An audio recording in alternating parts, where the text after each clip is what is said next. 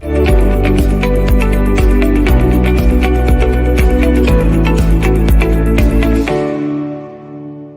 hoy vamos a hablar de dinero, que es un tema siempre atractivo, pero más todavía en el momento actual en el que el dinero está a punto de sufrir un cambio radical. Muchas veces, cuando somos contemporáneos de los cambios, no somos conscientes de la trascendencia de los mismos. Se ha asimilado, se ha comparado la importancia del momento actual, por ejemplo, con aquel en el que hubo un paso de eliminación del patrón oro.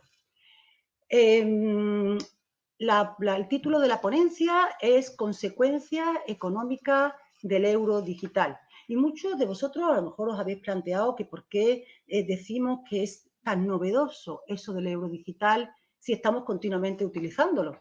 Si ahora, incluso más desde la pandemia, pagamos prácticamente todo, hasta el pan con la tarjeta, utilizamos el Bizum, hacemos transferencias por internet. Y esto es lo primero que tenemos que tener claro antes de abordar este tema. Que lo que estamos utilizando hoy en día son euros digitales bancarios, pero no euros digitales soberanos. De lo que se trata es que en próximas fechas vamos a poder disponer, igual que tenemos billetes y monedas en nuestros bolsillos o nuestros monederos físicos, vamos a poder pasar a tener estos billetes en billetera o monederos electrónicos en nuestro teléfono móvil. Y esto parece poca cosa, pero sin embargo, el que podamos disponer de la moneda digital soberana, de los euros digitales, pero euros soberanos, va a tener un potencial disruptivo impresionante. Si en los próximos años, como se espera, va a alumbrarse este euro digital, igual que se van a alumbrar las monedas soberanas que existen en el mundo y que ya están en prueba, el yuan digital o la corona sueca, esto va a abrir la posibilidad a una transformación radical de nuestro sistema financiero, a cambiar de forma completa el sistema financiero de cómo lo tenemos hoy en día configurado. Y de estas consecuencias son de las que nos va a hablar nuestro ponente. Presentar a Miguel Ángel Fernández Ordóñez es fácil, porque no necesita presentación. Se lo conoce todo el mundo. Podría leer y estarme 10 minutos leyendo sus cargos, sus títulos y su brillante carrera profesional.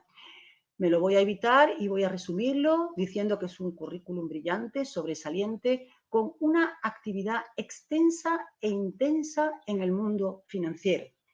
Lo hace su trayectoria profesional, gran conocedor de nuestro sistema financiero. Pero es que además, de manera añadida a esta experiencia, a este conocimiento profundo, hay que añadirle la actividad que ha estado siguiendo Miguel Ángel Fernández Ordóñez estos últimos años. No ha habido, bueno, si decimos que el euro digital está a punto de alumbrarse, también podemos decir que ha tenido un periodo de gestación y durante todo este periodo de gestación y desde el principio ha estado Miguel Ángel Fernández Ordóñez acompañándolo. En su blog Dinero Seguro están todos los documentos que se han emitido desde el principio, cuando al principio que eran escasos y procedentes de fuentes distintas, ha ido recopilando cada documento, cada informe, cada congreso a los que ha asistido, que se han ido desarrollando procedentes del mundo académico, desde los bancos centrales de todo el mundo, de organismos internacionales como el Fondo Monetario Internacional o la OCDE.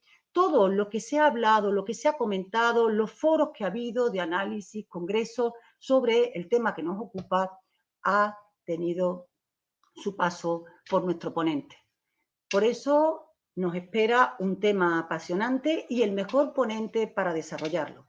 Sin más, solamente me queda desearos que disfrutéis de la ponencia y que vayáis anotando vuestras preguntas en el chat que tenéis a la derecha, que cuando nuestro ponente termine su exposición, yo iré trasladándosela convenientemente para que él pueda responderla.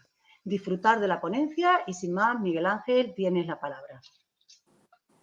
Sí, muchas gracias, Carmen. Muchas gracias por la presentación y gracias al observatorio por invitarme a esto, que para mí es una satisfacción porque, como tú dices, aparte de la cantidad de cosas que ha hecho uno, los últimos 6 años, yo diría, no me he ocupado de otra cosa. En el blog, en los libros, los artículos del País y tal, porque me parece un tema que reúne todos los temas casi por los que uno ha pasado: política monetaria, estabilidad macroeconómica, derecho de la competencia y defensa de la competencia. O sea que, si te parece, pues empezamos cuanto antes, ¿no? Porque yo creo que la idea es dejar un poco luego más tiempo a las preguntas. Por tanto, yo intentaré ser breve, no creo que supere los 20 minutos, aunque es un tema inmenso, pero yo espero de las preguntas poder contestar aquello de lo que se ha dicho que es más interesante, ¿no? Entonces, simplemente por repasar, por ver qué es lo que vamos a hablar, pues vamos a ver qué es... ¿Pasa una cosa? Sí. ¿Qué es el euro digital?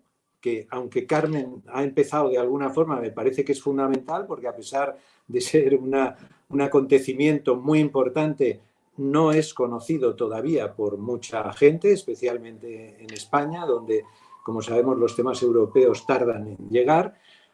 Hablaremos de los problemas del sistema monetario actual, porque es de alguna forma los que puede resolver el euro digital. ¿Y qué consecuencias va a tener? Bueno, pues va a tener muchas consecuencias positivas, pero un problema, que luego hablaremos. Un solo problema y muchos beneficios.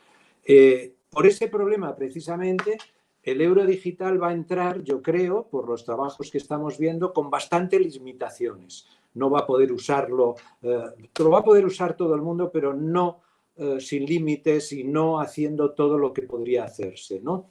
Y al final vamos a hablar de qué pasará con los bancos, porque el problema que tiene el euro digital es que es muy disruptivo con los bancos tal como actualmente funcionan, que es como entidades de depósitos.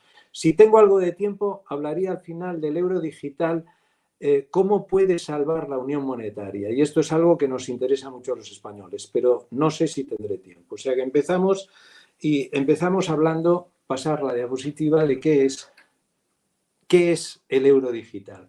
Yo creo que, para darse una idea rápida, lo mejor es compararlo. ¿Qué dinero es el que ahora usamos todos? Pues son el efectivo, los billetes y las monedas, y los depósitos en los bancos. Este es el dinero que usamos, ¿no?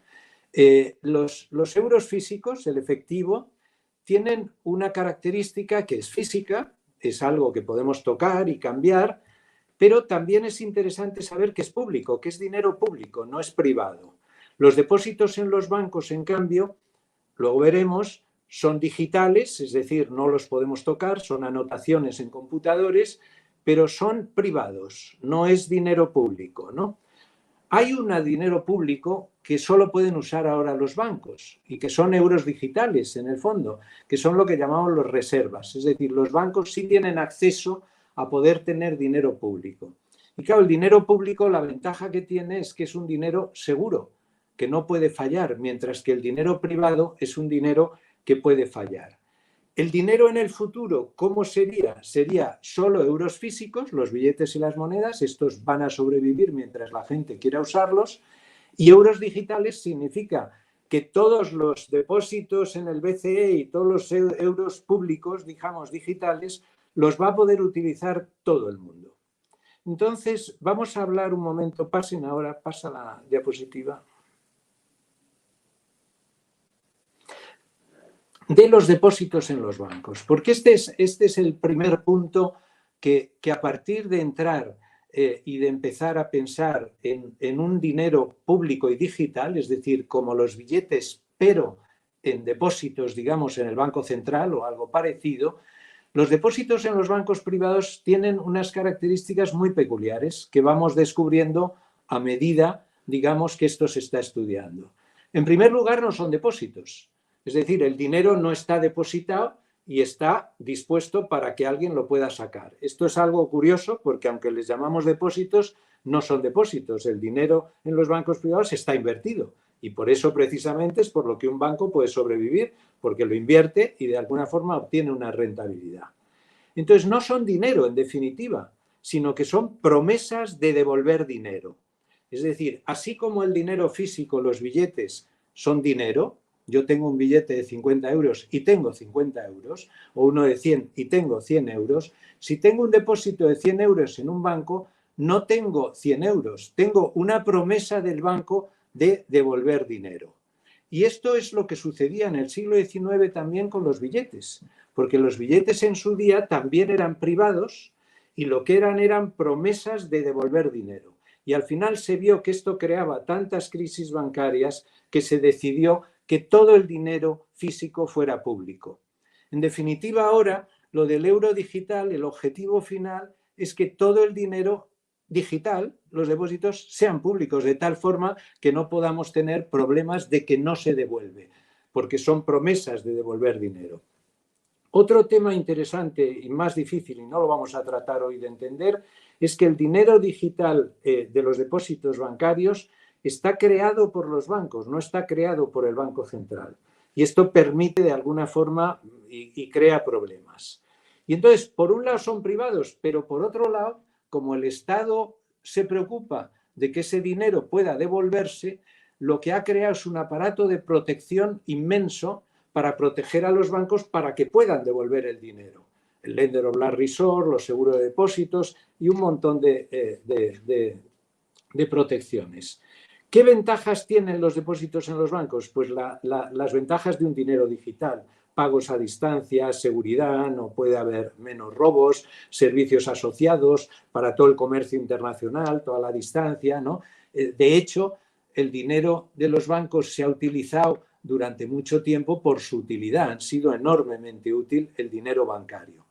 Las desventajas, ¿cuáles son? Desde su inicio, desde que empiezan a aparecer los bancos, el problema es la fragilidad, las quiebras, porque no es dinero, sino una promesa de pagar dinero y, por tanto, es un activo financiero frágil. Y esto ha sido un problema siempre y es lo que ha llevado a que los bancos desde el principio entraban en bancarrota con grandes frecuencias. Y hay quien dice que la palabra bancarrota viene un poco de esto, ¿no? De las bancas italianas, ¿no? que quebraban, ¿no?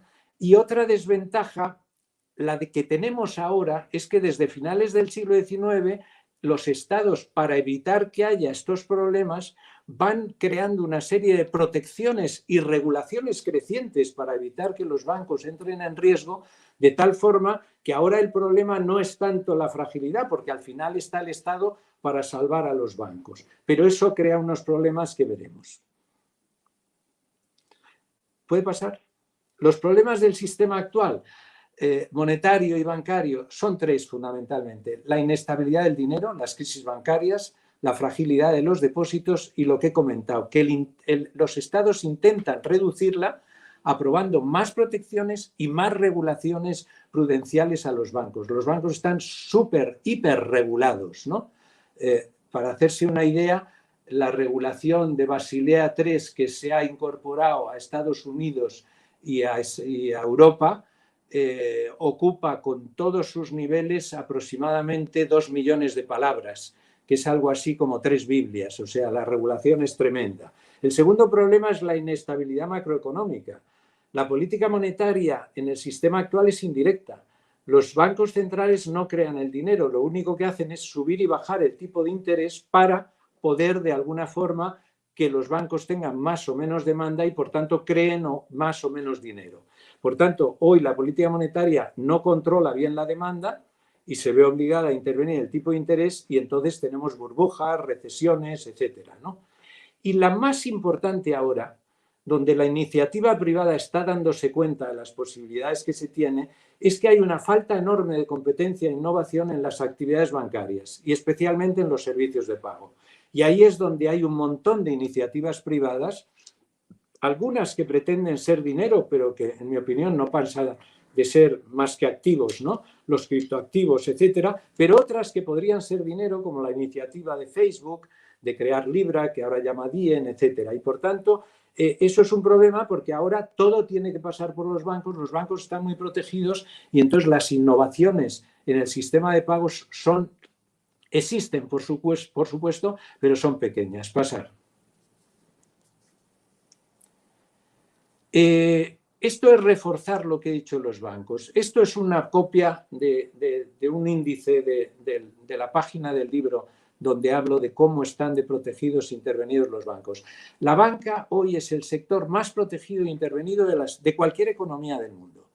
La gente piensa cuando habla algo en sector protegido, la agricultura, etcétera. No, no, no.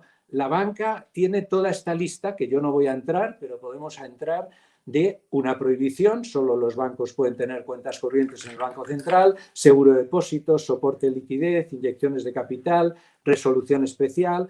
No se les aplica las leyes generales de quiebras. Tienen un subsidio porque se quedan con el señoriaje digital y un bloque regulatorio prudencial muy intrusivo, con requerimientos de capital, liquidez, colchones anticíclicos, retribuciones, etcétera, ¿no? No se aplican las leyes de la competencia, se les deja hacer fusiones aunque tengan problemas, y luego tienen dos instituciones públicas, que son los supervisores de los bancos centrales, muy ocupados de que la rentabilidad de los bancos no baje.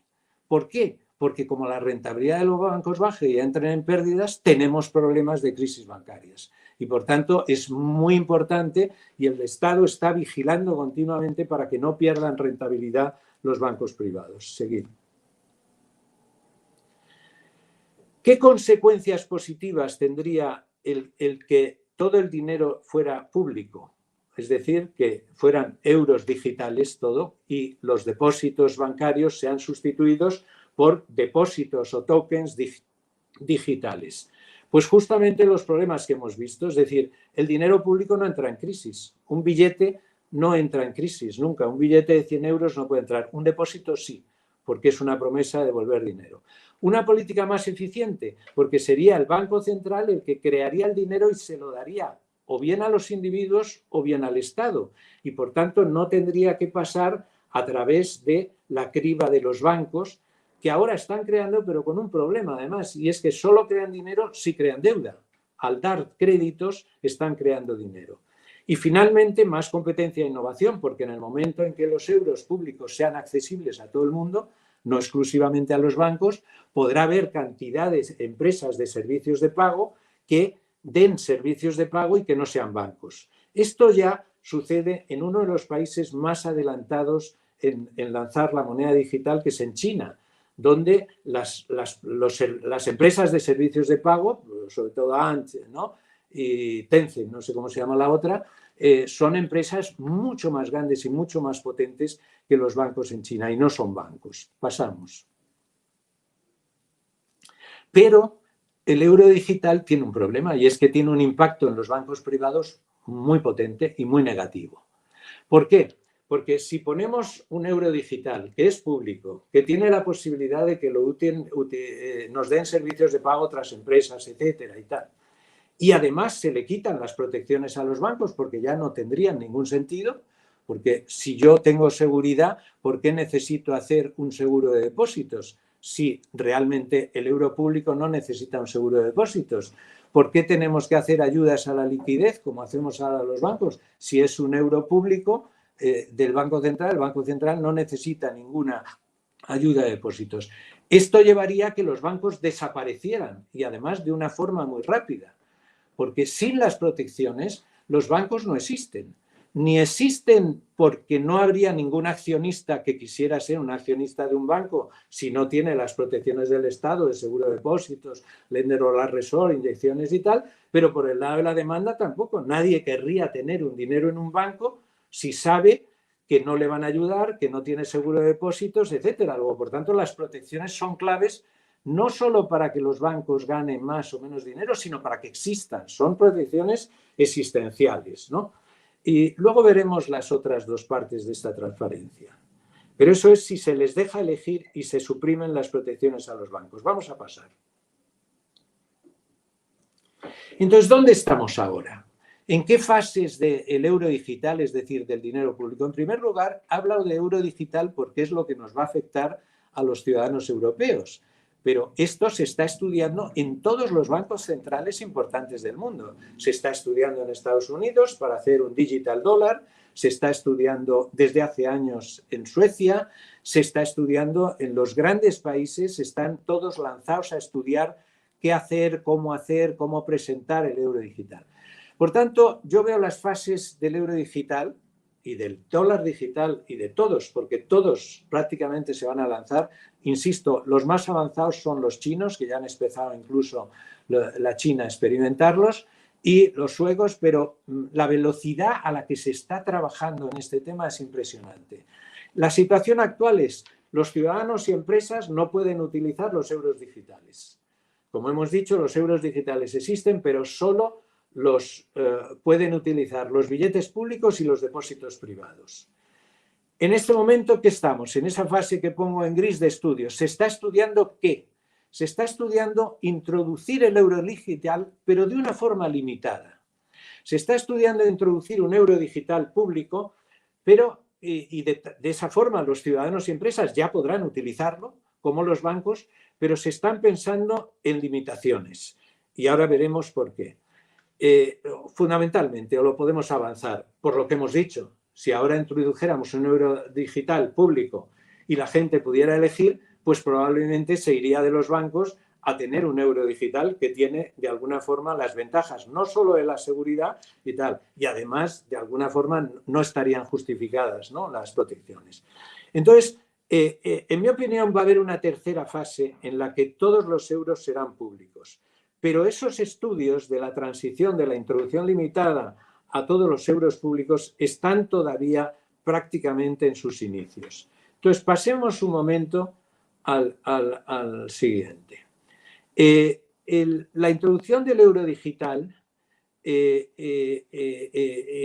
en este momento, como digo, estudiándose por todos los bancos centrales, por el Banco Internacional de Pagos, etcétera, etcétera, ¿no? Y están estudiándose cantidad de temas que yo no voy a sacar aquí hoy, pero que si en el coloquio se quiere hablar, yo hablaré de ellos, porque prácticamente lo estoy siguiendo. Será accesible a todos y han salido cantidad de cuestiones, porque una vez que ya tenemos la posibilidad de digitalizar el dinero, el tema es qué tecnologías usamos de registro. ¿Usamos blockchain o usamos tecnologías tradicionales? ¿Cómo va a ser la ciberseguridad? ¿Cómo van a ser los costes, la rapidez? La inclusión, ¿va a ser accesible a todo el mundo o no? Y a la gente que tiene menos dinero y que tiene dificultad, digamos, de tener una cuenta bancaria. La privacidad, ¿hasta qué punto va a ser anónimo o no anónimo ese dinero? Ahora los billetes son anónimos. Uno paga a otra persona y nadie se entera. Esto es un tema. ¿Este euro digital va a ser anónimo o no? El papel del Estado o las empresas privadas. La idea en general es que el papel del Estado se ocupe exclusivamente del dinero, pero las empresas privadas se ocupen de todos los servicios de pago, de todo lo que es la nómina, todo lo que están haciendo los bancos ahora y más, porque se innovarán más cosas, ¿no? El tema de la identidad digital, el tema de la interoperabilidad, que es importantísimo, sobre todo de cara a las grandes redes, a las big tech, para evitar que estemos cautivos ahora no de los bancos, sino de un Facebook o de otras entidades, etcétera, ¿no? En mi opinión, esto, y yo sigo los estudios, se está haciendo francamente bien. Se están planteando los problemas, se está analizando y es espectacular los estudios que se están haciendo. Pero el debate está limitado a expertos, es decir, es solo gente experta, pues los que nos ocupamos del tema y tal, pero yo estoy convencido que esto al final se abrirá a la ciudadanía y por eso participo en estos webinars, porque al final esto se abrirá a la ciudadanía y también a la gente. Entonces, yo creo que me queda un minutito para explicar lo siguiente, y es pase del euro digital, y es que la transición a la fase final.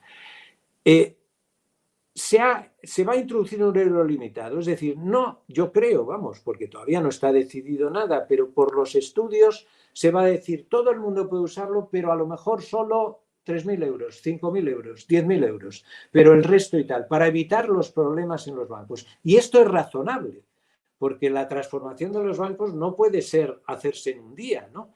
Pero es evidente que esta fase será transitoria. ¿Por qué? Porque si se mantienen los depósitos privados, los problemas del sistema actual, que hemos dicho, inestabilidad, política monetaria indirecta y competencia, y falta de innovación en los servicios de pago, se van a mantener. Atenuados, pero se van a mantener.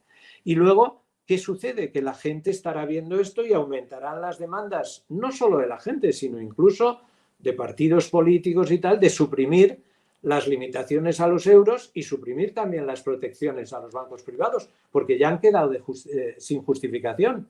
Ahora, toda esa regulación, toda esa protección está justificada. Es, como dicen los americanos, for the good reasons, por las buenas razones, porque si no tendríamos problemas de estabilidad. Pero en el momento en que tenemos un euro que es estable y que es seguro y un dinero digital seguro, ya no necesitamos este tipo de transiciones. Entonces, lo que yo creo que se abrirá es un estudio de cómo se deben transformar los bancos. Yo no creo que haya una transición espontánea, no creo que se puedan empezar a quitar las protecciones y que la gente se adapte, como ha sucedido, por ejemplo, en la liberalización comercial internacional. Vamos bajando los aranceles y que la gente se adapte. Yo creo que el tema es de tal entidad que habrá que ayudar a los bancos a transformarse ¿en qué? En dejar de ser entidades de depósitos y dar todo el abanico de servicios que quieran y todo lo que quieran, pero en los depósitos, que es donde está la fragilidad, vayan transformándose. Y esto, los estudios están muy inicialmente. Ya hay formas de decir, Ben Dyson, muchos autores, Joseph Huber, etcétera, están haciendo propuestas, pero esto todavía está lejano. Y como tenemos un minuto, ¿no? Por lo que yo veo del tiempo que tenemos, voy a hablar de la interés enorme. ¿Puede pasar? El interés enorme del euro digital para España y para Italia y para los países que han tenido problemas con la unión monetaria. Los problemas que se han tenido con la unión monetaria es que como los euros de los depósitos bancarios no son públicos, no son euros del BCE, son promesas de devolver dinero, el problema es que los bancos pueden entrar en crisis y de repente desaparecer un dinero en estos países, que es el que está en los bancos, ¿no? Y por eso lo que ha habido es que protegerlos, etcétera. Pero está en manos de los estados individuales.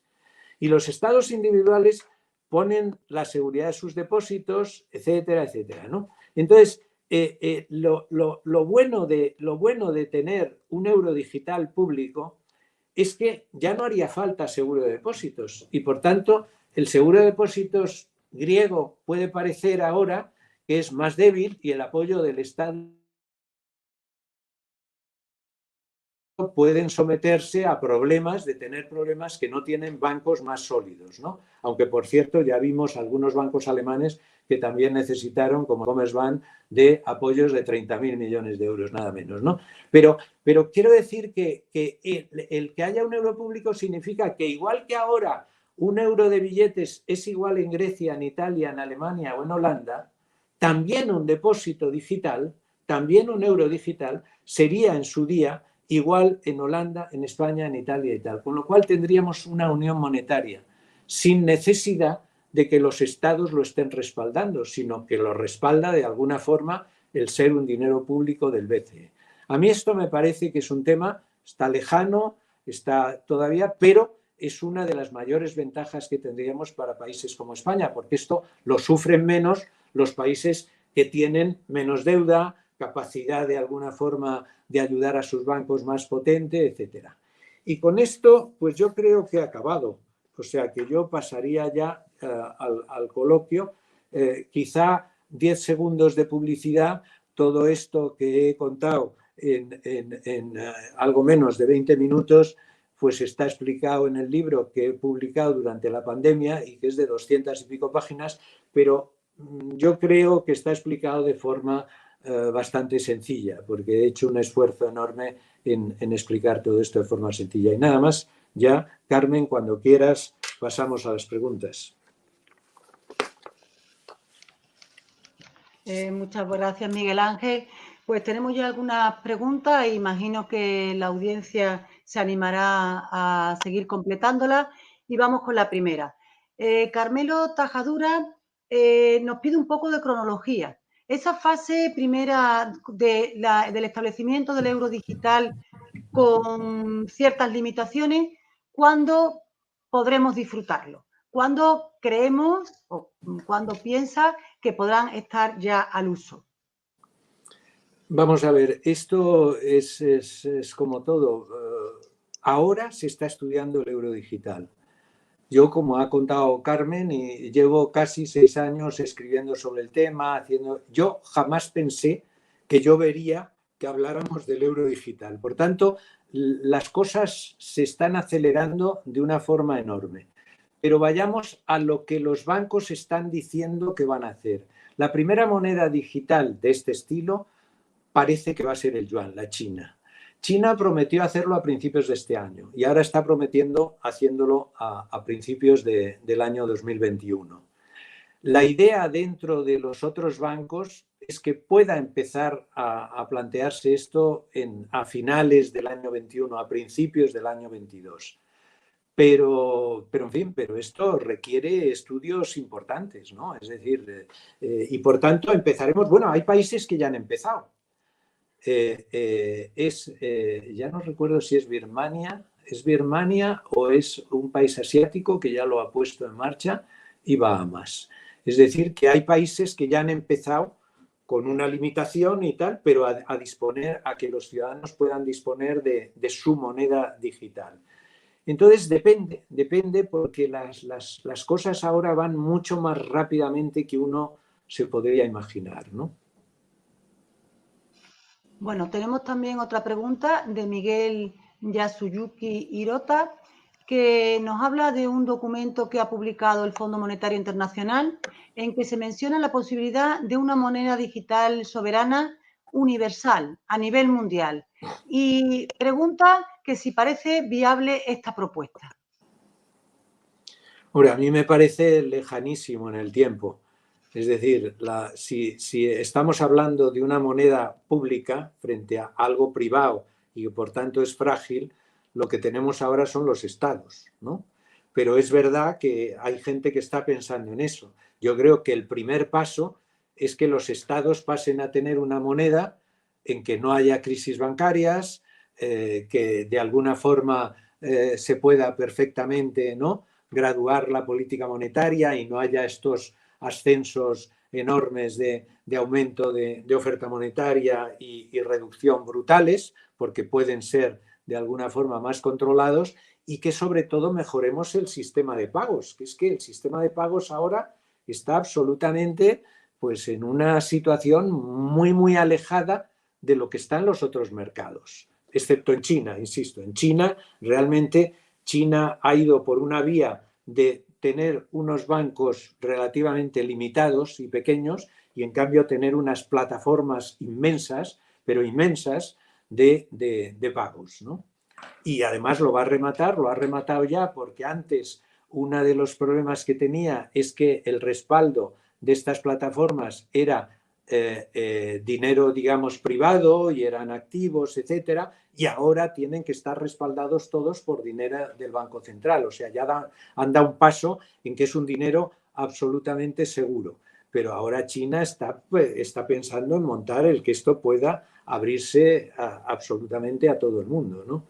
Entonces, no lo sé, porque yo creo que las cosas ahora van mucho más deprisa de lo que uno podía haber imaginado. Bueno, tenemos ahora una pregunta que nos plantea Joaquín Auriole, que nos dice qué cambios va a experimentar la política monetaria. Si el euro digital va a provocar la relación directa con operadores reales, ¿significará que tendremos una política monetaria distinta? Vamos a ver, es que es distinta en un sentido, y es que realmente el Banco Central va a, de alguna forma, perder también capacidad, porque lo único que va a hacer el Banco Central es estudiar qué cantidad de dinero hace falta para evitar de alguna forma los problemas de no tener un dinero suficiente, que son problemas recesivos, etcétera, y qué cantidad de dinero hace falta y no es demasiado para evitar un problema de inflación. Pero una vez decidido esto, no va a intervenir en los mercados en absoluto. Le va a dar el dinero a quien se determine, o bien al Estado o bien a los ciudadanos directamente en las cuentas de los ciudadanos, para aumentar la oferta monetaria, que sea la suficiente para que no haya inflación o haya una inflación moderada y que a partir de ahí cada uno decida. Esto es una de las ventajas enormes que tiene el dinero digital del Banco Central, ¿no? Frente a los depósitos ahora en los bancos. Porque de alguna forma dejamos que el mercado de financiación a corto, etcétera y tal, se decida entre los individuos y entre las empresas. Es decir, ahora lo que tenemos es una intervención, yo diría monstruosa, y la hemos tenido monstruosa, más justificada, digamos, con el problema del COVID que en el pasado de los bancos centrales, ¿no? Pero lo bueno de esto es que de alguna forma el Banco Central pues casi es un ente emisor más que un banco central, porque deja de intervenir y deja las ayudas ahora que se están dando, ¿no? Y las intervenciones que se están dando, todo eso desaparece, porque el dinero pasa a los ciudadanos y a los estados, evidentemente, y estos deciden hacer lo que quieran, ¿no? Carmen Gutiérrez le pregunta si puede mencionar algún estudio realizado por nuestro Banco Central sobre las monedas digitales emitidas por los bancos centrales. Pues sí, este verano yo creo que empezó a salir un artículo, me parece que era de quién era, de la parte, digamos, de los que, no recuerdo de quién eran, de dos personas, que eran muy descriptivo de lo que había, ¿no? Y en el Banco Central nuestro es la pregunta, ¿no? ¿Me puedes repetir la por nuestro pregunta? Banco Central, por el Banco Central Europeo. Ah, el Banco Central Europeo, no, el Banco Central Si ha hecho Europeo... algún estudio. Sí, sí, Yo creo que en su blog, el ¿no? Banco Central Tienen Europeo, algunos señalados. el Banco Central Europeo publica en enero de este año, es curioso porque hasta enero de este año no publicó prácticamente nada, un documento que se titula además el euro digital, ¿no? Es el euro digital, sí. Y entonces ahí lo que ha hecho es un documento muy interesante donde lo que ha hecho es plantear prácticamente todos los temas que son interesantes desde el punto de vista del lanzamiento de un euro digital. Lo que ha dicho hasta ahora el Banco Central Europeo es que va a seguir estudiando, que no ha tomado la decisión de hacerlo, aunque cada vez se ve más claro que todos los bancos centrales van a, en algún momento determinado, van a hacerlo. Por una razón muy clara, y es que si no lo hacen pronto, pueden tener competidores privados, que es de alguna forma el lanzamiento de la moneda digital por parte de Facebook, sobre todo, ¿no? Pero y también de otros, ¿no? Entonces, el Banco Central Europeo ha hecho un estudio estupendo que se llama eso, el euro digital, y que estudia un poco pues cantidad de problemas que yo he pasado ahí por alto, pero que son muy interesantes, y es el efecto que puede tener en los bancos y por eso porque hay que limitarlo, las tecnologías que se deben utilizar, si se debe utilizar las tecnologías tradicionales o la tecnología blockchain, que es la que utiliza el Bitcoin, todos los temas de identidad digital, los temas de, en fin, numerosos, los que he puesto ahí en esa diapositiva, y los va planteando como preguntas. Y de hecho, ha hecho una consulta pública, es decir, el 12 de octubre lo que hizo es sacar a todos los ciudadanos europeos que quisieran una consulta con bastantes preguntas de qué pensaban sobre el euro digital. Lo que sucede es que yo creo que esto está todavía fuera de, como dicen, fuera de la pantalla de la gente. Está prácticamente son solo los expertos los que hablan de esto, y es algo que no ha trascendido. Pero sí, el Banco Central Europeo está trabajando mucho en ello, y ahora ahora recogerán el día 12 de enero, se acaba la consulta pública, y a partir de ahí pues seguirán estudiando todos estos temas que están bastante bien explicados en el documento que ha publicado el banco y que publicó, pues yo creo que a principios de enero de este año. Bueno, Carmelo Tajadura insiste en la cronología. Si este euro digital con limitaciones podemos verlo el año que viene o dentro de 2 años, el euro digital generalizado, ¿para cuándo? Pues yo le preguntaría eso a Carmelo Tajadura, o sea, porque es que yo no tengo la bola, ¿no? O sea, en absoluto, ¿no? Hay una organización alemana que se llama Digital Euro, que es muy interesante, que está con base en Frankfurt y que es gente joven pero muy activa y tal, y que acaba de haber una intervención hace 2 días en esto de los webinars y tal, muy interesante, y ahí hace un calendario un poco de cómo lo ven ellos. Pero yo no me atrevo a decirlo, porque yo cuando empecé a trabajar estos temas hace 6 años, no me dediqué a otra cosa, he creado un blog, he escrito un libro, etcétera, yo pensaba que esto yo no lo vería. O sea, yo pensaba que esto es lentísimo, ¿no? Porque pensaba y tal. Es verdad que ha habido un catalizador enorme con la propuesta de Facebook de decir, pues yo saco esto. Y entonces, claro, el tema es que podrían perder los bancos centrales el monopolio del dinero, ¿no? Y esto ha llevado, yo creo, ha sido una de las grandes fuerzas a llevar, porque los bancos centrales hace 2 años, si uno mira los discursos de los gobernadores de bancos centrales, todos estaban en contra y algunos decían que esto era una tontería. Y ahora están todos trabajando en el tema. Por tanto, yo creo que también la propia pandemia ha tenido un efecto espectacular, ¿no? En que todo pueda ser fácil y digitalizado, etcétera, ¿no? Y de hecho, el dinero, ¿no? El dinero electrónico y el dinero este ha tenido un impulso espectacular, ¿no?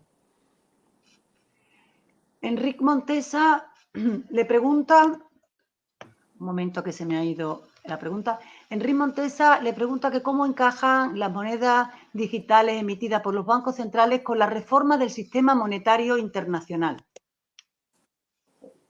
Bueno, es que ahora, que yo sepa, no hay una reforma del sistema monetario internacional, así no sé a qué se referiría, vamos, porque ahora está todo el mundo concentrado en esto.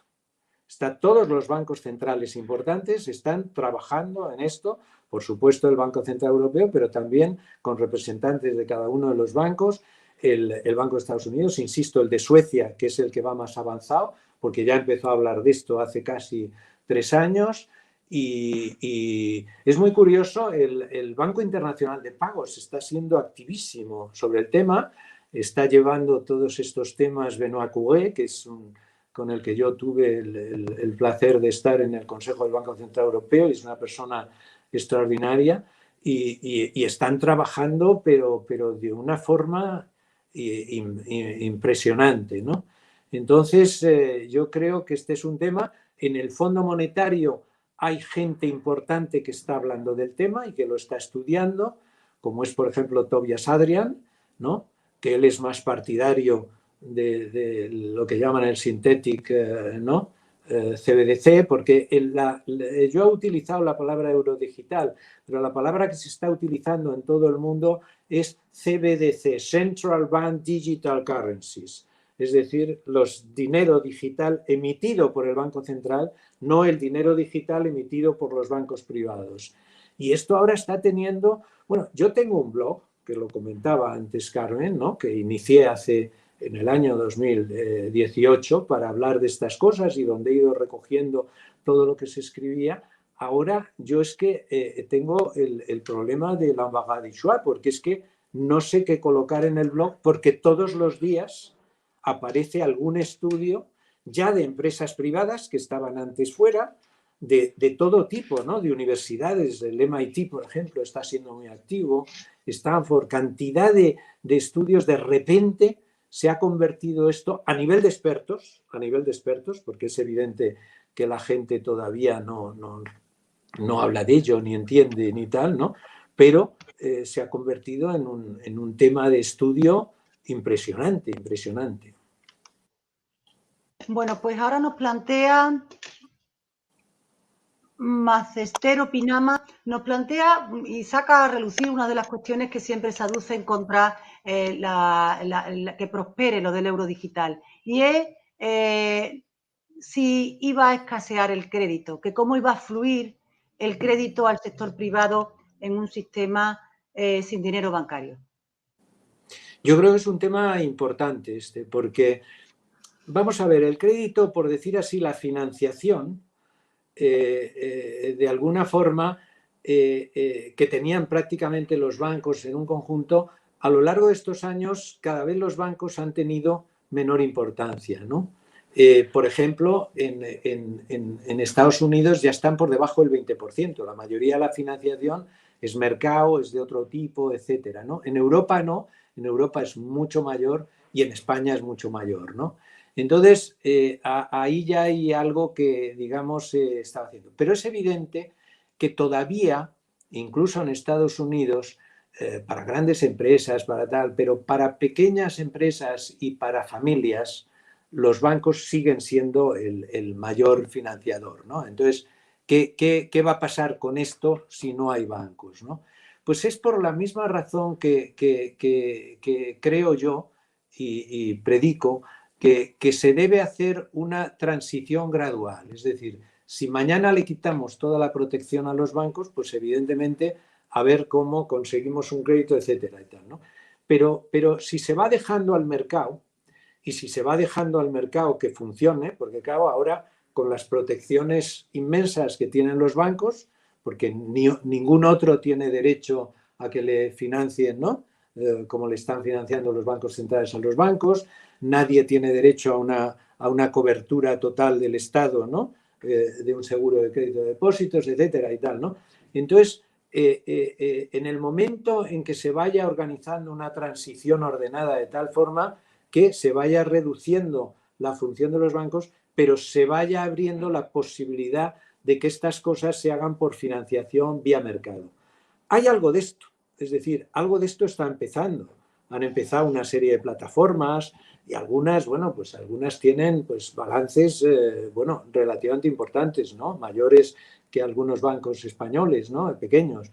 Entonces, pero evidentemente esto requiere un tiempo para algo que antes se hacía de una forma muy protegida y muy absolutamente protegida, pero con los problemas de la protección, y es que pues no se daba lo que la gente quería, se haga. Esto ha pasado en todos los sectores. Cuando nosotros a principios de los años, ¿no? Cuando el plan de estabilización y tal, que es cuando se empieza a reducir los aranceles, tenemos unos aranceles a los automóviles verdaderamente tremendos y teníamos unos coches malos, caros, etcétera y tal, ¿no? Todo eso se fue quitando para que fuera, digamos, proporcional al mercado y se hizo suficientemente despacio para que las fábricas de automóviles españolas ahora sean, sin ninguna protección, pues de las fábricas más eficientes y más competitivas del mundo, ¿no? Entonces, evidentemente, ahí hay que encontrar una forma por la cual los bancos van perdiendo su capacidad de tener unos depósitos que nos pueden llevar a crisis, que tienen problemas, que los problemas que he señalado, pero que al final puedan tener la posibilidad de, en cambio, ofrecer otro tipo y una cantidad de servicios importantes. El que pueda o el que no, ¿no? Claro, el que no, pues tendrá que ir retirándose y desapareciendo, ¿no?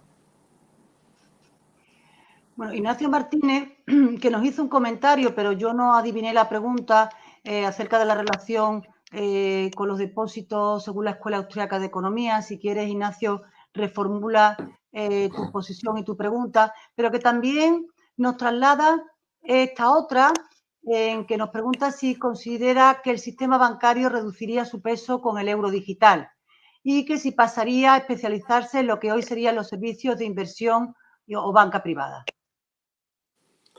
Vamos a ver, la idea que yo creo que tiene todo el mundo y tiene el BCE es que esto no se puede hacer de repente y por tanto la entrada de la posibilidad de que la gente pueda tener un euro digital sin riesgo, sin seguro de depósitos y tal, no se puede dar sin límite porque inmediatamente los bancos quebrarían, porque la gente se iría a algo que es seguro, que está en estado, que es fácil, que tiene unas... Entonces, es evidente que hay que hacerlo y yo creo que una de las ideas claras en el lanzamiento del euro digital en Europa, en los papeles, es que hay que poner un límite, el que sea 5.000, 10.000 euros, etcétera, para que los bancos. Yo creo que eso va a ser una llamada de atención de que esto se acaba para los bancos. Y por tanto, yo creo que los propios bancos van a ir buscando, de alguna forma, la forma de transformarse. Entonces, lo que hay que acertar ahí es con el tiempo, para darles el tiempo suficiente al que quiera, al que pueda y al que sepa, porque el que sea incapaz o tal, pues lo mejor es, ¿no?, cerrarlo ordenadamente, etcétera, ¿no? Pero es evidente que sucederá, como ha sucedido en otras compañías, en los monopolios de teléfonos. Hay muchos monopolios que han quebrado y desaparecido y tal, pero hay otros monopolios de teléfonos que se han transformado para operar en una situación privada donde ellos no tenían el monopolio, donde han perdido cantidad de cosas, donde ahora, bueno, pues hay miles de servicios que no ofrecen ellos, etcétera, pero hay algunos que han sobrevivido y han sobrevivido en una situación de competencia, ¿no? Entonces yo creo que esto es lo que pasará, porque hasta ahora era un problema de que esto no se veía venir. Entonces, ¿para qué nos vamos a preocupar? Porque nadie hablaba. Es que nadie hablaba hace 2 años, ¿eh? O sea, hace 2 años, ¿eh? Cuando yo acabo de escribir el libro y tal, pues prácticamente todavía esto ha sido algo que se ha producido en el último año y poco, ¿eh? El interés por el dinero digital seguro, ¿no?, que es lo que es sería el euro digital o el dólar digital, etcétera, ¿no? Es una cosa muy, muy reciente. Bueno, también están saliendo todos los temas conflictivos sobre este asunto, y Euloquio saca uno más sobre el anonimato. ¿Serían públicos los saldos y las transacciones con el euro digital? Es uno de los temas que se está estudiando, ¿no? En este momento hay un anonimato digamos, con el efectivo. Es decir, nadie sabe, uno va a donde sea, se lo gasta y no sabe absolutamente nadie, ¿no? Entonces, ahí hay una serie de ideas. Es evidente que la información se puede tener, pero es evidente también que la información se puede tener, pero no usar, ¿no? Como sucede, por ejemplo, ahora, bueno, con la declaración de la renta. O sea, la declaración de la renta de Trump, han estado pidiendo todos los americanos que querían saberla, querían no sé qué, y el Departamento Fiscal de Estados Unidos no la ha hecho pública y nadie la conoce, ¿no? Pero sí la conoce el Departamento Fiscal, ¿no? Entonces yo creo que se buscarán fórmulas en las que a lo mejor haya una parte del dinero que se utilice sin necesidad de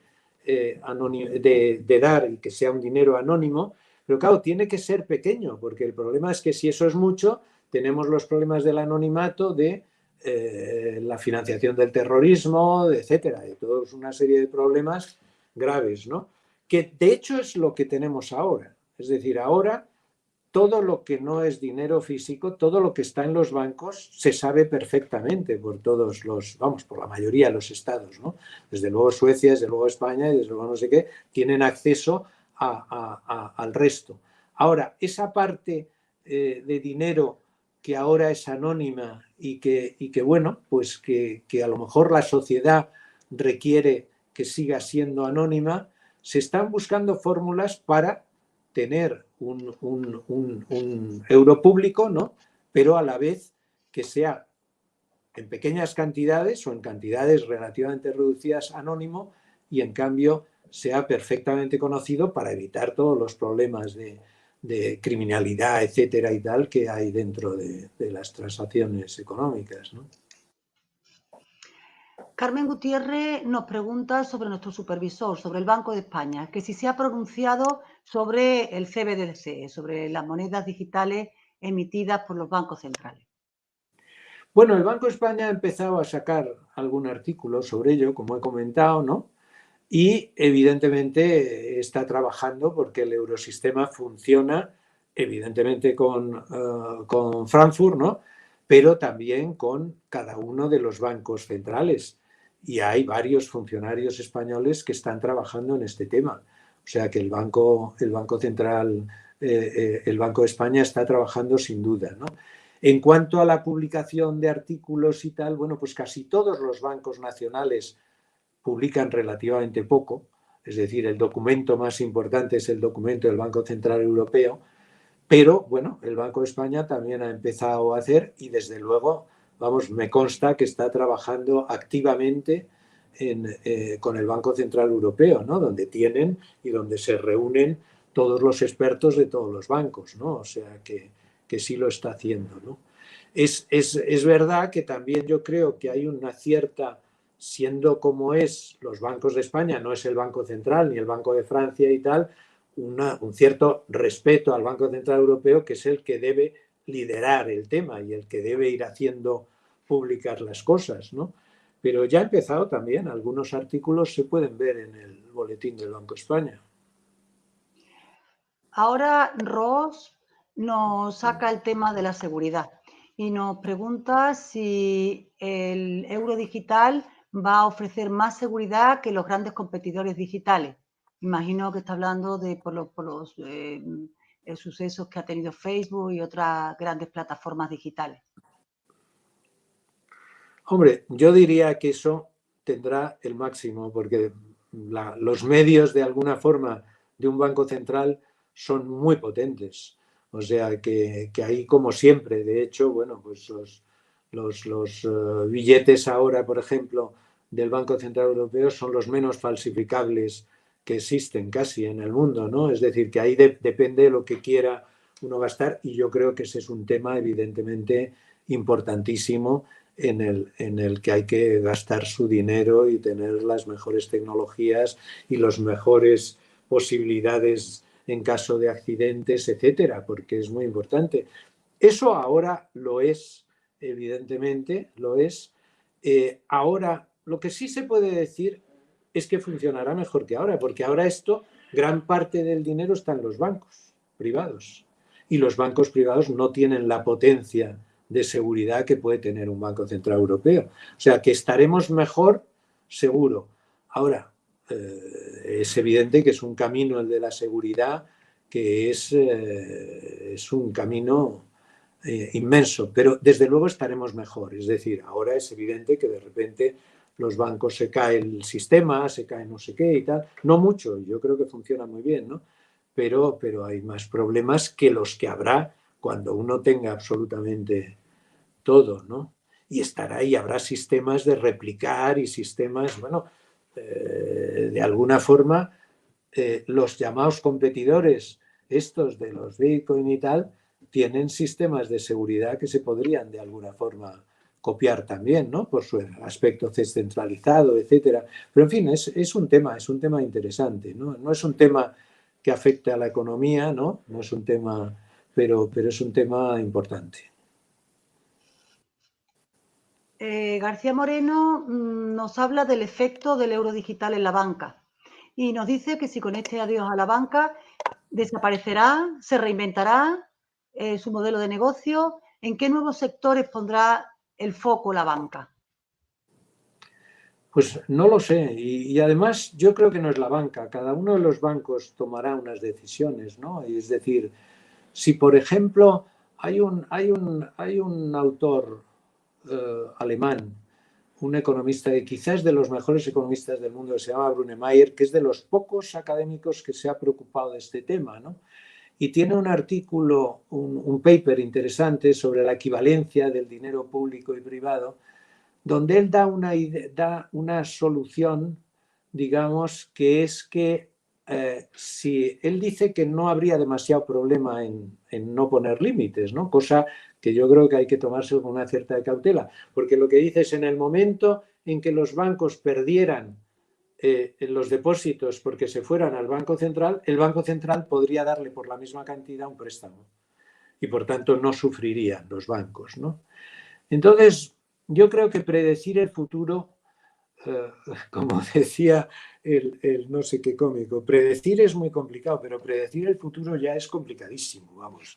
Entonces, saber qué va a pasar y cómo va a funcionar eso, lo importante es dar con modelos de transición, digamos, tranquilos y que no creen demasiados problemas, pero que tampoco sean muy largos, porque el problema ahora es que las crisis bancarias pueden existir y, sin embargo, en un modelo de dinero público, ¿no? de euro digital y euro físico exclusivamente, pues no hay crisis bancarias. O sea, que es que no hay, lo cual es un paso enorme, porque la historia de las crisis bancarias ha sido una historia tremenda y en el mundo hemos tenido 2 crisis bancarias en 80 años, ¿no? La de los años 30 y la del 2008, ¿no? Y todo eso desaparecería. Evidentemente seguiría habiendo otras crisis financieras, pero las crisis bancarias, como se ve por la historia, son de consecuencias devastadoras. Por tanto, acabar con las crisis bancarias de bancos privados, bancos que no depositan el dinero, sino que lo invierten, etcétera, yo creo que es un paso en la humanidad enorme, ¿no? Porque es una tranquilidad de que las crisis bancarias han desaparecido. Seguirán habiendo otras crisis, porque siempre que alguien no devuelva el dinero, etcétera, pero no tendrán esa intensidad porque ahora afectan al dinero. Y entonces el dinero afecta a todo el mundo y un colapso del dinero no es lo mismo que caiga un fondo de inversión o que caiga una aseguradora o que caiga, ¿no? Los bancos no se les puede dejar caer, no se les puede dejar caer. Bueno, estamos recibiendo demasiadas preguntas, vamos a atender las que ya están formuladas, pero os pedimos que no sigáis introduciendo preguntas en el chat. David Uclés relaciona o pide si el euro digital puede favorecer, puede ser palanca para las fusiones entre los bancos de los distintos países de la Unión Europea. Bueno, yo creo que las fusiones han sido necesarias en estos momentos finales, pero si aparece el euro digital, pues puede haber otras cosas, ¿no? Puede haber otras formas que no son fusiones, porque seguir fusionando bancos que tienen depósitos en los primeros momentos da una cierta tranquilidad, ¿no? Porque hay muchas sinergias, etcétera, pero siguen siendo bancos frágiles. Siguen siendo bancos frágiles. Por tanto, yo no sé por dónde irá el futuro. Lo que es importante es poner a disposición de los agentes económicos, de los bancos y todo, transiciones que no sean traumáticas. Y yo creo que esto es importante. Es decir, yo lo digo de una forma que es, hay que ayudar cuando llegue el momento, ¿no? Porque ahora simplemente los bancos van a seguir existiendo con una pequeña parte de euro digital. Pero si queremos hacer eso, hay que ayudar a los bancos a dejar de ser bancos. Es decir, y esto a mí me parece que es una forma. Yo creo que no se puede hacer espontáneamente. Yo creo que no se puede decir, bueno, pues les quito las protecciones y ahora que los bancos hagan lo que sea. No, hay que ayudarles, pero en vez de ayudarles ahora para que sigan teniendo problemas y sigamos teniendo problemas, debes ayudarle para que dejen de ser bancos de depósitos. Del resto, lo que quieran, absolutamente. Pueden hacer los servicios que quieran, pero el dinero pasa a ser público. Y ese de qué dinero que pasa a ser público, que es el euro digital, es lo que permite un aumento del mercado enorme y de la economía de mercado en todo lo que ahora es el sistema bancario, que está hiperprotegido, está hiperregulado, los bancos tienen problemas de cumplir las regulaciones. Es que no nos damos cuenta de que quizá es el único sector que no está sometido a la economía de mercado.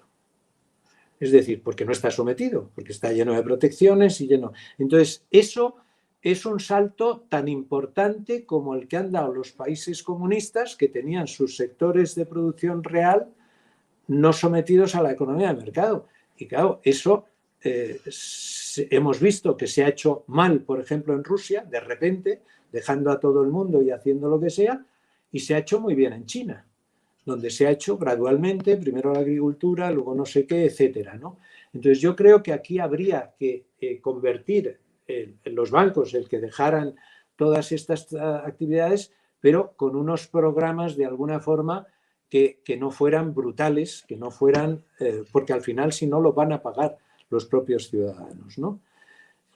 Entonces esto es como yo lo veo, como debería ser, pero luego pues el mundo varía. O sea, cuando los ilustrados deciden que es bueno que acabar con el absolutismo y que elijamos a los representantes, pues hay países que lo hicieron poco a poco y quitando poder a los reyes, etcétera, pues en parte como Inglaterra, había cortado la cabeza antes al rey, etcétera, ¿no? Pero hubo otros como Francia que lo hicieron, digamos, brutalmente en unos años y al final casi fue peor. O sea, yo creo que es importante saber dónde debemos llegar, y dónde debemos llegar es en un dinero sin riesgo, donde no haya crisis bancarias graves que afecten al tal, donde podamos tener de alguna forma cantidad de posibilidades de servicios de pago y donde podamos tener una política monetaria que no sea ahora, que es una política monetaria que es que no consigue lo que quiere, porque si llevamos 20 años, 10 años de burbuja, donde evidentemente los bancos centrales no hubieran querido hacer la burbuja, y otros 10 años sin poder recuperar la economía, porque a pesar de hacer intervenciones monstruosas y tal, pues como tenemos un sistema que si solo aumenta la deuda, aumenta la oferta monetaria, pues entonces el tema es enormemente complicado. Entonces ir a sistemas mucho más suaves, ¿no? Pero la transición a los bancos yo creo que debería ser, aunque hay modelos de transición rápida, y es coger lo que decía Brunemayer, ¿no? Y sustituirles la financiación que tienen por depósitos, que además ahora se ha reducido relativamente, sustituirla por la financiación del Banco Central y ya hemos acabado con ese problema, ¿no? Es la solución de Ben Dyson, la solución de Brunemayer en parte, etcétera. Sobre esto se está empezando, porque estamos en una fase muy anterior. Es que introducir el euro digital, si a mí cuando empiezo a escribir los artículos hace 2 o 3 años sobre esto, yo pensaba que esto yo no lo iba a ver. O sea, sin embargo, están ahora todos los bancos centrales del mundo a ver cómo introducen una moneda pública respaldada por el Banco Central, CBDC, ¿no? Entonces es sorprendente, es decir, a veces la velocidad del cambio, yo no hubiera imaginado nunca que ahora el Banco de la Reserva Federal, hay que ver lo que habría que ir a las declaraciones de estos banqueros centrales hace 2 años. Yo creo que no deberíamos ir, pero todos esto es una barbaridad, esto es una estupidez, esto es una tontería, esto es una cosa que no sé qué, ¿no? Mejor no ir a eso, puesto que si ya todo el mundo se ha convertido, pues vamos a mirar para adelante, ¿no? Bueno, es tardísimo, vamos a admitir solamente 2 preguntas más. La que nos hace Francisco Ferraro, que vuelve a insistir en la política monetaria y pregunta que si ante una contracción como la actual se perdería la posibilidad de políticas monetarias contracíclicas. No, vamos a ver, yo creo que justamente la política monetaria actual y el sistema de que sean los bancos los que deciden la oferta monetaria es una política procíclica, absolutamente procíclica. Es decir, la ventaja de que sea el Banco Central el que decida, porque curiosamente en los textos que estudiamos y hasta hace 2 años, hay que recordar en economía que lo que decían es el Banco Central decide la política monetaria dando reservas a los bancos y estos la multiplican, la teoría del multiplicador. Bueno, esto se lo ha liquidado las nuevas investigaciones, sobre todo el Banco de Inglaterra del 2014. En nuestro sistema son los bancos los que deciden crear el dinero y son los que deciden crearlo al dar un crédito, porque no tienen ningún problema. Ponen en un lado te doy 100.000 euros y en otro lado lo que digo es que tengo un crédito de 100.000 euros en el activo y en el pasivo. Y a ti te pongo en la cuenta corriente 100.000 euros, ¿no? Tienes que cumplir los coeficientes, pero la creación de dinero es privada, ¿no? Entonces, una de las grandes ventajas es que se han acabado todos estos ciclos creados por los bancos privados. Y luego, una vez te crea el ciclo al alza, la burbuja inmobiliaria o de lo que sea, porque la ha habido. Pero luego además es que no hay quien salga de ella. Porque claro, luego vienen los años de recuperación y entonces como el único dinero que se crea es un dinero que tenga deuda, que cree deuda, porque es el crédito del banco, pues la gente no quiere créditos porque está endeudada hasta aquí y entonces no aumenta la oferta monetaria. Si hubiera un sistema de dinero público, es muy sencillo. Le metes en el bolsillo a la gente y al Estado el dinero, punto. Y por tanto, la demanda aumenta lo que quieras y con unas cantidades mucho menores que lo que tenemos que hacer ahora, que es a través de compras de deuda.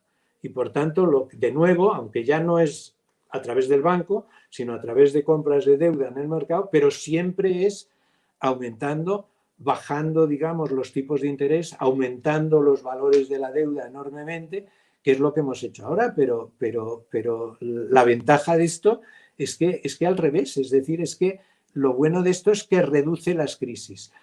¿Habrá crisis financieras? Sí. Seguirá habiendo crisis cuando alguien no paga. cuando alguien que le hemos prestado no paga. O cuando en la bolsa bajan los valores, porque la gente decide que no quiere comprar a esa. Pero claro, es que ahora todas esas crisis se producen y sin que prácticamente el Estado haga ninguna ayuda. Si nos fijamos, el que ha perdido en un fondo de inversión pierde. El que ha perdido en la bolsa en el año 87 un 25%, pues se ha quedado con un 25% menos. Luego repuntó la bolsa, ¿no? Pero entonces, y sin embargo en los bancos no, como los bancos pierden, no un 25%, como el valor de los activos de un banco caiga un 7%, están quebrados todos los bancos. Bancos que tengan un capital por encima del 10%, 11%, sobre el total de activos en el mundo no hay casi ninguno. Los bancos están súper leverage, ¿no? Súper apalancados. Entonces, todo eso introduce una estabilidad en la economía inmensa, inmensa. No acabas con las crisis financieras, pero es que con las crisis financieras no se acabará nunca. Lo que hay que acabar es con las crisis financieras que destrozan la economía, que son las crisis bancarias. Y son las que llevan a la falta de confianza, etcétera, etcétera, ¿no? Luego, por tanto, ya no me acuerdo de la pregunta, Carmen. ¿Cuál era la concreta? Que se perdía la posibilidad de políticas monetarias contracíclicas. Bueno, es que lo que vengo a decir es que contracíclico no hay. Que resulta, no contracíclico, que resulta que de repente la gente ahorra más y presta menos y tal. En vez de intervenir en el mercado de préstamos, lo que haces es poner más dinero en los bolsillos de la gente y son ellos los que en un momento determinado decidirán aumentar la demanda. Entonces, las oscilaciones cíclicas que pueden darse, sin duda, pero que no serán brutales como las producidas por las crisis bancarias, sino que serán oscilaciones de cambio de actitud, en retener más dinero en saldos, etcétera, etcétera. Bueno, el Banco Central lo estudiará y dará más dinero porque llega un momento en que... Y el dinero, al dárselo a la gente, que es una de las posibilidades, una posibilidad es dárselo a la gente, otra posibilidad es dárselo a los estados, otra posibilidad, a mí la que más me gusta, es darle la mitad al Estado y la mitad a la gente en sus bolsillos. Pues es evidente que, a diferencia de lo que se está haciendo ahora, que es dando dinero a los que tienen activos financieros y comprárselos, si tú le pones dinero no de endeudamiento en un montón de gente que tiene muy poco dinero, vamos a ver, es que se lo gastan, pero rápidamente. A lo mejor no, pero, o sea, que es que las posibilidades de hacer política contracíclica son mucho mayores y los problemas de ciclo son mucho menores. Y esto es más importante, porque lo otro serán oscilaciones, digamos, mucho más suaves. Las de ahora son burbujas explosivas e incapacidad de recuperación, ¿no? O sea, es que las oscilaciones que estamos sufriendo y que hemos sufrido, sobre todo en el siglo XX y en este, han sido tremendas, tremendas. Bueno, pues sintiéndolo mucho, no podemos dar paso a ninguna pregunta más. Me apremian para que termine la sesión. Vamos a terminar dándole las gracias a Miguel Ángel Fernández Ordóñez por su brillante exposición y por haber atendido extensamente las preguntas que se le han planteado. Este es un tema que de seguro tendremos que seguir ahondando en él en próximas sesiones. Sin más, pues despedimos la sesión y esperamos verle en nuevas sesiones que organice el Observatorio Económico de Andalucía. Adiós, buenas noches. Muchas gracias a todos por invitarme. Muchas gracias.